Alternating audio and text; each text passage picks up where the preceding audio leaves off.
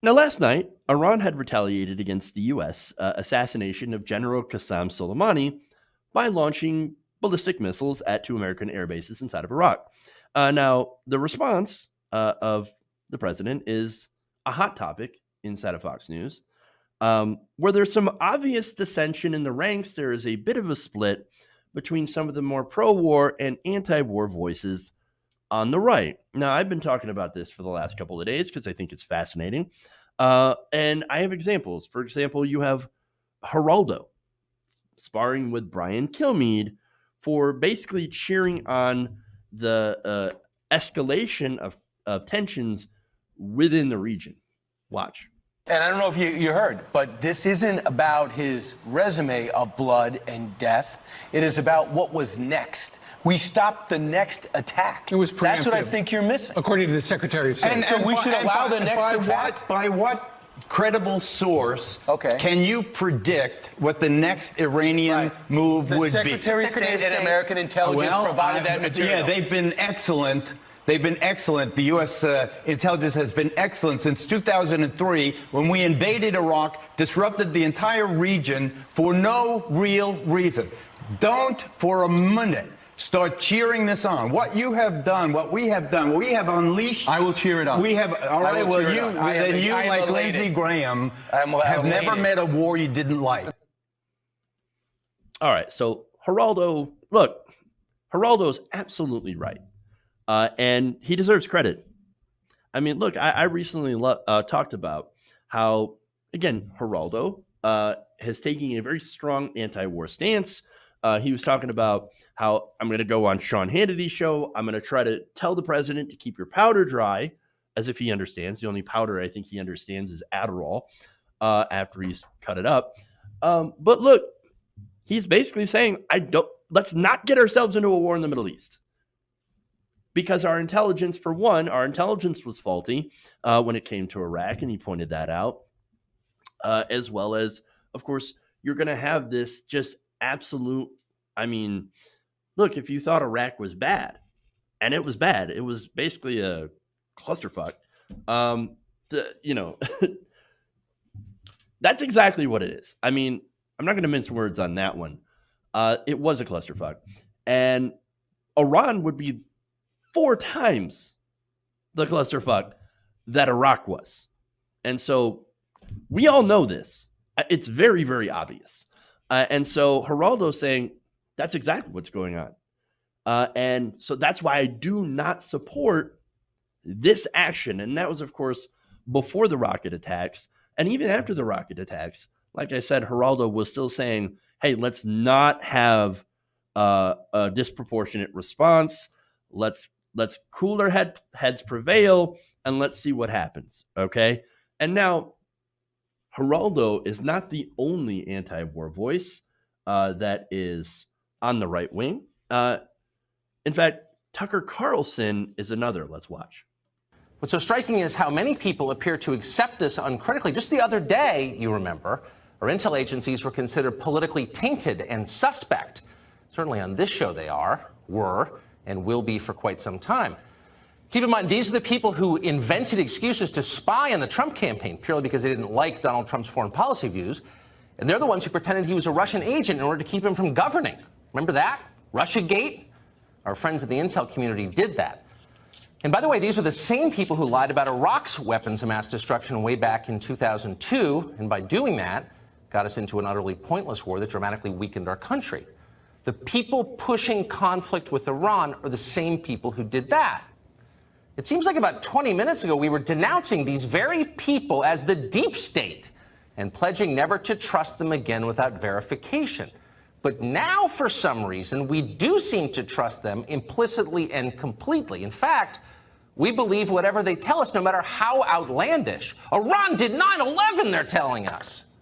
Oh. Okay, didn't know that. 15 of the 19 hijackers were from Sunni Saudi Arabia. None were from Shiite Iran. But if you say so, Mr. Unnamed CIA official, I'm happy to send my kid to the Middle East a week after Christmas on the basis of your anonymous, unverified leak to the New York Times.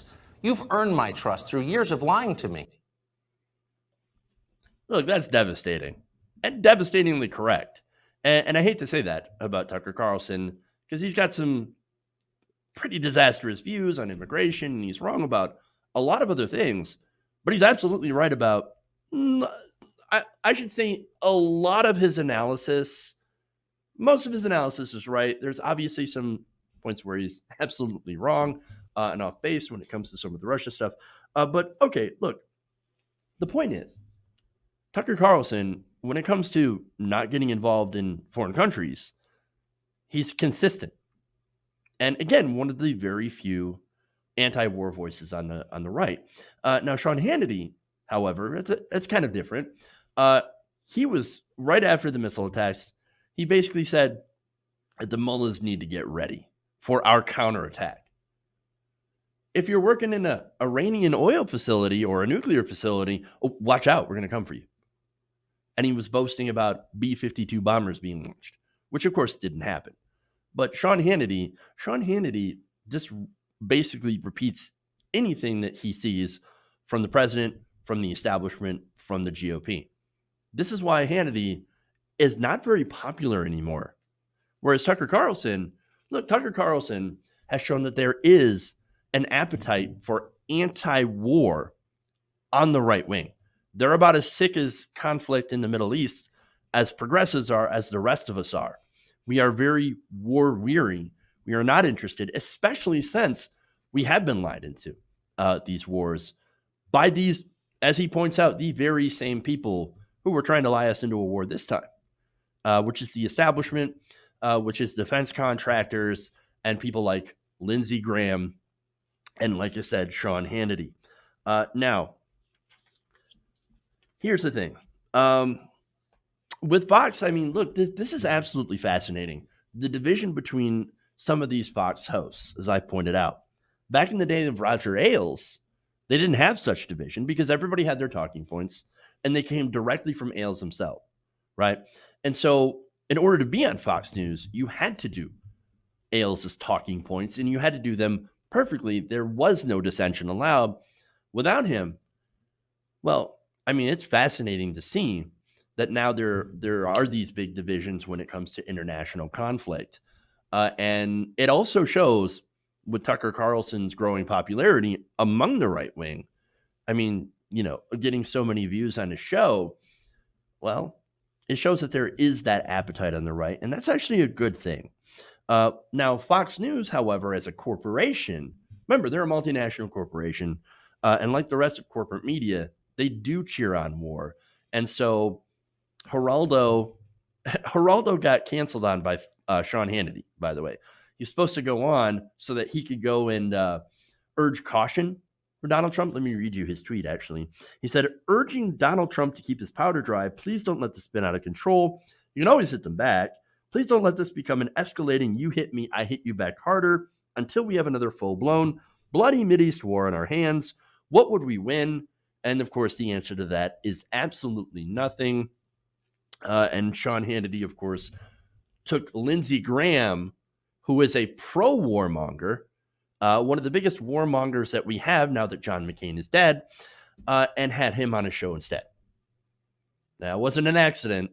Again, multinational corporations, they love war, they love conflict, because that gets them one thing: ratings. Hey guys, hopefully you enjoyed that free video. Now I'm going to have to ask you a favor. Between the demonetization and the YouTube algorithm messing around with view counts, etc., we're having a hard time adjusting to the new YouTube reality, which is where you guys come in. See, we have a Patreon, patreon.com/TYTNation, set up to help us rely on you guys, the viewers, instead of big corporate ads. Look, you know the show. You know I'm not in favor of big corporations anyway. So help us transition away from relying on the ad model to pay the bills and sign up to be a patron, patreon.com/TYTNation. That goes a long way to help us keep the lights on. And you guys will know that you're supporting independent progressive media.